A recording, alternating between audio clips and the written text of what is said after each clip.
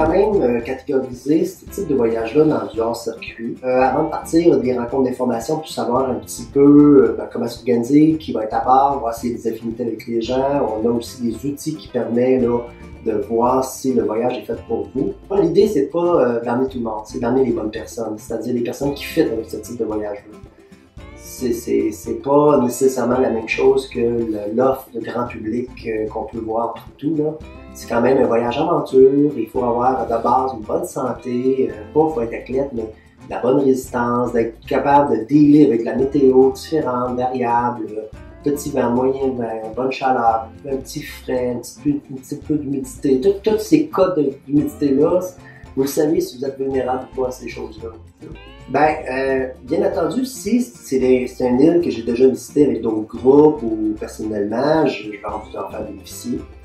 Il arrive parfois, je suis comme vous autres, j'arrive sur l'île en même temps que vous autres, puis j'ai eu à peu près les mêmes outils, les mêmes instruments pour en savoir, pour connaître l'île, c'est-à-dire un guide touristique et ces choses-là.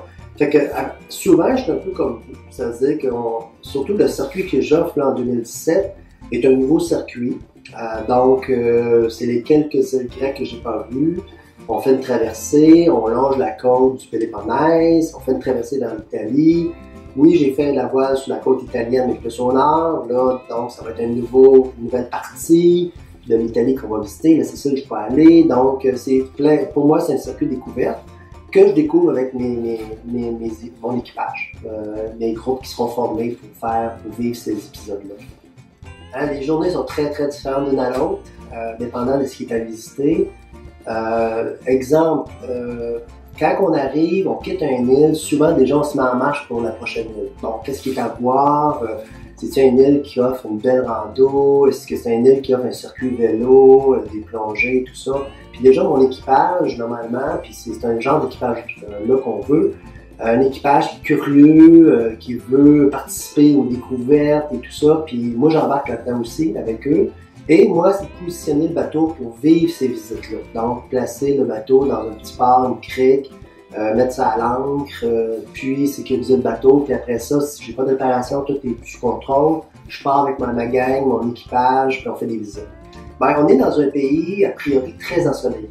Donc, c'est un peu différent du Québec, là.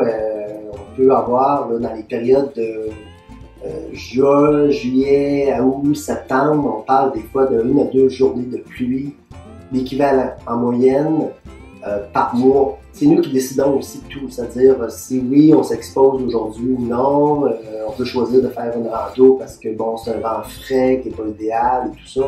Donc on choisit aussi ensemble là, si on fait une traversée ou pas. Moi, comme capitaine, c'est bien sûr la sécurité qui est d'abord, qui est prime. Ça, c'est moi qui tranche là-dessus. Sinon, après, les activités qu'on fait, tout ça, je suis très partant avec l'équipage. Vous pouvez me laisser un message par courriel, texto, téléphoner. J'aime beaucoup le contact humain. J'aime beaucoup avoir quelqu'un au bout de la ligne puis répondre à ses questions, ses préoccupations à cette personne-là. Mais dans une rencontre d'information, on répond à beaucoup de questions qu'on peut avoir.